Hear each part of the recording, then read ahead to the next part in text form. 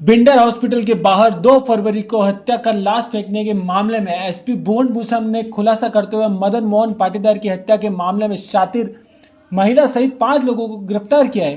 प्रथम दृष्टया मामला हनी ट्रैप से जुड़ा हुआ बताया जा रहा है। आरोपियों ने हनी ट्रैप का जाल बिछाकर 6 लाख रुपए लिए थे।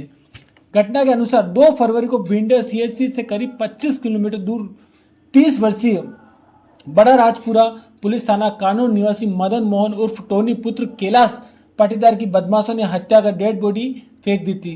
पुलिस ने आसपास क्षेत्र में शिनाख्त के प्रयास किए और सोशल मीडिया के माध्यम से फोटो सर्कुलेट किए तो पता चला कि यह पूर्व योजना के तहत इस घटना को अंजाम दिया था। घटना स्थल पर स्थित सीसीटीवी फुटेज और वाहनों पर लगे नंबरों से अभियुक्तों तक पहुंचने में सफलता हासिल की। आरोपी ने टोनी की पत्नी, मित्र और रिश्तेदार को हादसा होने की बात बताई और पैसे हड़पने के लिए बॉडी को अपने कब्जे में रखा। बाद में डेड बॉडी को छोड़कर कच्चे रास्तों से एमपी और गुजरात की तरफ चले गए। मदन मोहन उर्फ टोनी के कानूर रेलवे स्टेशन पर पाटीदार एजेंसी के नाम से किराने की दुकान है। साथ ही शराब के ठेकों में साझेदारी का काम भी करता था। गिरोह का मुख्य सरगना राजू गुर्जर किशन करेरी डुंगला का निवासी है, जिसने अपने साथी पुष्पेंद्र सिंह, रतन सिंह, अनीश साजिद के साथ मिलकर एमपी जीरापुर निवासी अंजू उर्फ हिना बिलाला को पैसों का लालच देकर स्पेशल टास्क दिया था। सभी ने मिलकर जाल बिछाया और मदन मोहन ने संपर्क बढ़ाया।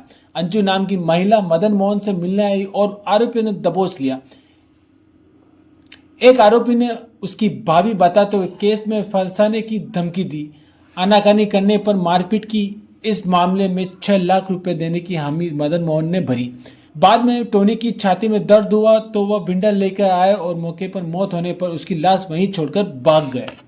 तो होटल में जाने के बाद में जब होटल से बाहर निकल रहे थे तो 2 इसके अन्य साथी थे, जिसमें से आपके अनीश और साजिद और उसका एक और साथी है, वो उनको उसने पकड़ लिया कि ये हमारी भाभी लगती है, तूने सर गलत काम किया, इस तरह से डराया धमकाया, उसके साथ मारपीट करी।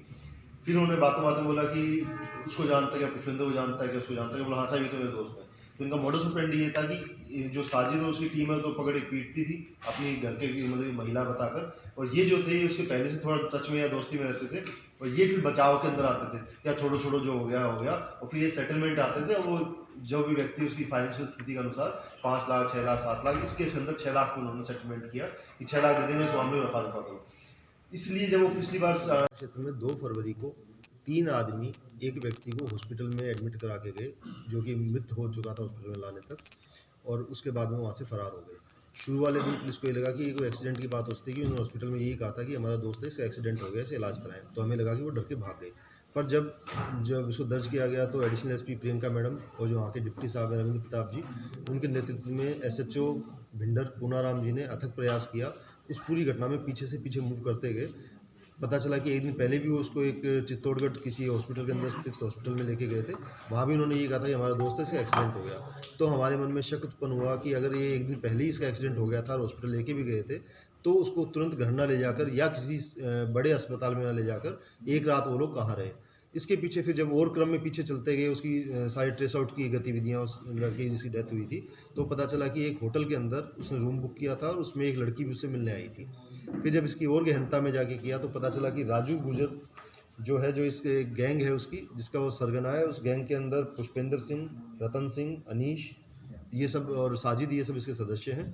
जो छोड़ने आए थे वो राजू, पुष्पेंद्र सिंह और रतन सिंह, ये 3 व्यक्ति थे।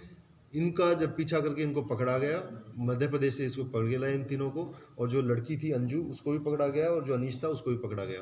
तो पूरी कहानी जो निकल के सामने आई कि एक हनी ट्रैप का गैंग चलाता राजू गुर्जर, जिसमें ये सब सदस्य थे। लड़की एक भी हो सकती है, अन्य लड़कियों में इस्तेमाल हो सकता है, सदस्य कुछ और भी हो सकते हैं, जिसकी पूछताछ के अंदर सामने आएगा। वो एक हनी ट्रैप में फंसाने के बाद में मोडस ऑपरेंडी ये थी कि पहले तो लड़की उससे मिलने जाती थी, जब वो आदमी बाहर आता था तो अनीस साजिद वगैरह जाते थे और उसको अपनी घर की महिला बताकर उससे मार पिटाई करते थे, उसको किडनैप कर लेते थे और बोलते थे कि तेरे को हम ये करेंगे वो करेंगे और तेरे खिलाफ केस करेंगे। इतने में जो राजू, पुष्पेंद्र, रतन, इनमें से कोई उसका पहले से कोई न किसी न बहाने से दोस्त बनता था। वो फिर बोलता था कि उसको कहाँ का रहने वाला है, तो उसने बोला सपोज मैं कानोड़ का रहने वाला हूँ। तो वो बोलता था कि अच्छा पुष्पेंद्र को जानता है, बोलता हाँ साहब जानता हूँ। फिर उसको दोस्त बन के उसको लेके आते थे। फिर वो आके उससे मांडवाली करता था, उससे पंचायती करता था कि कितने पैसे में सेटल कर देते, कितने पैसे में सेटल कर देते हैं। इस केस के अंदर 6 लाख रुपए के अंदर ये सेटल हुआ। सेटल होने के बाद उससे मारपिटाई ऑलरेडी हो चुकी थी, थोड़ी गंभीर किस्म की हो चुकी थी, ज़्यादा चोट लग गई थी, इसलिए उसको हॉस्पिटल में लेके गए। पर जब तक पैसा नहीं आएगा, जब तक उसको छोड़ने की ना बात पे रात भर भी उन्होंने अपने साथ रखा। इन बिटवीन जब वो सुबह उसकी तबीयत बिगड़नी चालू हुई तो वो थोड़ा घबरा गए। उनको लगा कि इसको हॉस्पिटल लेके चलते हैं, कि उनकी पहले सेटिंग हो चुकी थी कि ये पैसे देगा तो मुंह तो ये खोलेगा नहीं।